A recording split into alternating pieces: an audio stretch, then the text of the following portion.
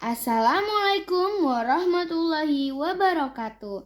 Selamat pagi teman-teman. Hari ini saya akan menceritakan sebuah cerita rakyat yang berjudul Cindelaras. Pada zaman dahulu, terdapat sebuah kerajaan bernama Jenggala. Kerajaan itu dipimpin oleh seorang raja bernama Raden Putra. Raja memiliki seorang permaisuri yang baik hati.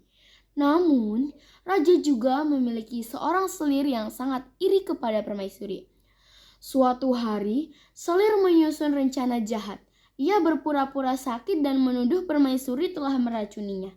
Raja sangat marah karena mempercayai fitnah tersebut. Ia kemudian memerintahkan Patih untuk membawa permaisuri ke hutan. Patih merasa kasihan kepada permaisuri. Ia tidak membunuhnya, tetapi meninggalkannya di dalam hutan. Tidak lama kemudian, permaisuri melahirkan seorang anak laki-laki yang diberi nama Cindelaras. Cindelaras tumbuh menjadi anak yang baik, pemberani, dan rajin. Suatu hari, ia menemukan sebuah telur di dekat rumahnya. Telur itu kemudian menetas menjadi seekor ayam jantan yang sangat kuat. Ayam jantan Cindelaras memiliki keistimewaan. Setiap kali berkokok, ayam itu berbunyi, "Kukuruyuk, tuanku Cindelaras, anak Raden Putra, Raja Kerajaan Jenggala." Cindelaras sangat terkejut mendengar suara ayamnya.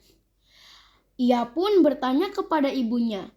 Akhirnya, sang ibu menceritakan bahwa Cindelaras adalah anak Raja Raden Putra.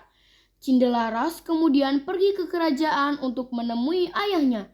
Dalam perjalanan, ia bertemu dengan orang-orang yang mengadakan pertandingan sambung ayam. Cindelaras mengikuti pertandingan itu dengan membawa ayam jantannya. Ayam Cindelaras selalu menang dalam pertandingan. Kabar tentangnya, ayam yang sangat kuat itu sampai kepada Raja Raden Putra. Raja pun mengundang Cindelaras ke istana. Ketika berada di istana, ayam Cindelaras berkokok dengan suara keras. "Kukuruyuk, tuanku Cindelaras, anak Raden Putra, Raja Kerajaan Jenggala."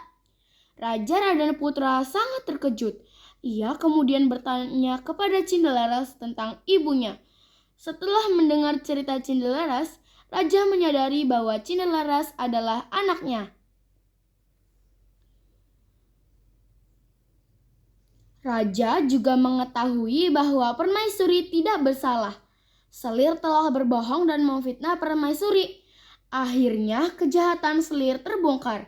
Raja meminta maaf kepada permaisuri dan membawa permaisuri kembali ke istana. Cindelaras dan kedua orang tuanya akhirnya berkumpul kembali. Mereka hidup bahagia setelah dewasa. Cindelaras menjadi seorang raja yang adil dan bijaksana. Pesan moral dari cerita ini adalah kita harus selalu berkata jujur, tidak mudah percaya pada fitnah, dan tetap sabar dalam menghadapi masalah. Pada akhirnya, kebenaran akan mengalahkan kejahatan. Demikian cerita dari saya. Terima kasih sudah mendengarkan. Wassalamualaikum warahmatullahi wabarakatuh.